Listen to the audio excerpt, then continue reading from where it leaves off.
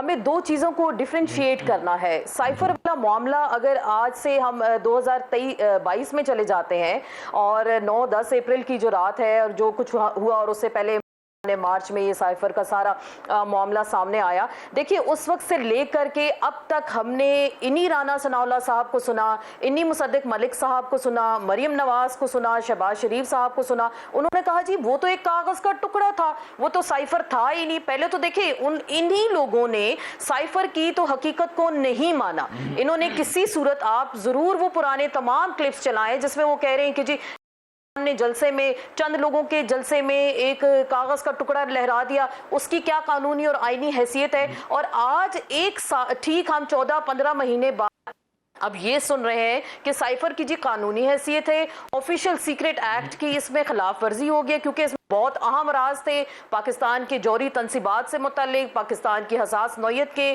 داخلی سیکیورٹی اور خارجی معاملات کے متعلق بہت اہم نوعیت کے معاملات تھے. تو وہ ان پہ آفیشل سیکرٹ ایکٹ لگتا ہے کہ نے اپنے اوتھ سے غداری کی. پاکستان کے اہم معاملات, بہت انتہائی سنگین نوعیت کے معاملات, سیریس نوعیت کے معاملات کو, اور بقول اسی حکومت کے لوگوں کے کہ چند لوگوں کی جلسی کے سامنے, اور آج وہ کہہ رہے ہیں لاکھوں کے مجمع کے سامنے انہوں نے اس کو لہرایا. تو دیکھیے تضادات تو بہت سارے موجود ہیں. اور جو سائفر کی جو اچانک آپ دیکھیے, ہم نے 14-15 مہینے پہلے سائفر والا سین سنا اور اس کے بعد پورا 1.5 سال جو حکومت خاموش رہتی ہے, انہیں ایسا کوئی مواد 150 سے زائد مقدمات کے علاوہ حکومت کو نہیں ملتا کہ اب جاتے جاتے حکومت کے جانے میں بھی 10-12-15 دن شاید رہ گئے ہیں جس میں وہ چاہ رہے ہیں کہ کے خلاف کوئی ایسا کیس بنا دیا جائے جسے الیکشن سے آنے سے پہلے یا نگرانوں کے آنے سے پہلے یہ حکومت نافذ العمل کر جائے. ان پہ آفیشل سیکرٹ ایکٹ کی مد میں 14 سال قید ہو یا 15 سال ہو یا بقول ان کے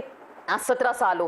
یہی رانا ثناء اللہ صاحب ہیں جس میں وہ یہ فرماتے تھے یہ تو سائفر تو ہے ہی جعلی اور یہ وزارت خارجہ کے اندر موجود ہے, گم ہونے کی تو کوئی کہانی نہیں. یہی سائفر اس وقت چیف جسٹس آف پاکستان کے پاس پڑا ہے, قومی اسمبلی کے سیکریٹریٹ میں بھی شاید موجود ہے. تو آپ دیکھیں تحقیقات کریں نا. اور دوسری بات, اعظم خان کا جو سٹیٹمنٹ آنا, آپ پروڈیوس کریں اعظم خان صاحب کو, 2 دن ہونے کو ہیں, 24 سے 48 گھنٹے ان کا بیان میڈیا پہ آ جاتا ہے, واٹس ایپ کے تھرو تمام میڈیا کو جاتا ہے. اور سیکشن ڈی جو اس میں ڈی کلوز لکھی ہے جس پہ کہا گیا ہے کہ اس کے بعد کا سٹیٹمنٹ بھی چلانا ہے. تو مجھے تو یہ شاید یہ سارا ڈرامہ کسی سرکس سے کم نہیں لگتا. دیکھیں آپ کڑیوں سے کڑیاں ملائیں, آپ تو وکیل ہیں ماشاءاللہ سے, بہتر طریقے سے آپ اس چیز کو بریف کر سکتے ہیں. لیکن پاکستان کے عوام نے بھی دیکھیں کل جب ان کا سٹیٹمنٹ آتا ہے تو 10 سے 12 گھنٹوں میں وہ پوسٹ مارٹم کیا گیا ان کے سٹیٹمنٹ کا. تو سائفر کی حقیقت کیا ہے یہ تو دیکھیں نا, یہ تو سب کو پہلے تو اس چیز کو مانے.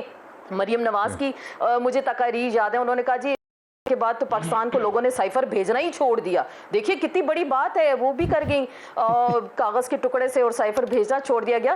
تو یہ ساری چیزیں آپ ان کی کڑیاں ملائیں, مجھے نہیں لگتا کہ اس میں آفیشل سیکرٹ ایکٹ کی خلاف ورزی ہوئی ہے یا پاکستان کے اہم نوعیت کے جوہری نوعیت کے معاملات ہیں یا پاک فوج سے متعلق ہے, پاکستان کی سیکیورٹی کے حوالے سے یا کچھ اور جو چیزیں ہوتی ہیں. ظاہری بات ہے کسی بھی سلطنت کے لیے, مملکت کے لیے اس کے اہم راز ہیں, ان سے پردہ اٹھائے. آج بڑا دلچسپ کسی صحافی نے سوال کیا اعظم طارق صاحب سے ان کی پریس کانفرنس میں کہ جی دیکھیے پھر 90s میں تو میاں نواز شریف صاحب نے آفیشل سیکرٹ ایکٹ کی خلاف ورزی کی تھی. انہوں نے جب کہا کہ امریکہ کی جانب سے پریشر ہے کہ آپ ایٹمی دھماکے نہ کریں, تو کیا انہوں نے اپنے اوتھ کی خلاف ورزی نہیں کی؟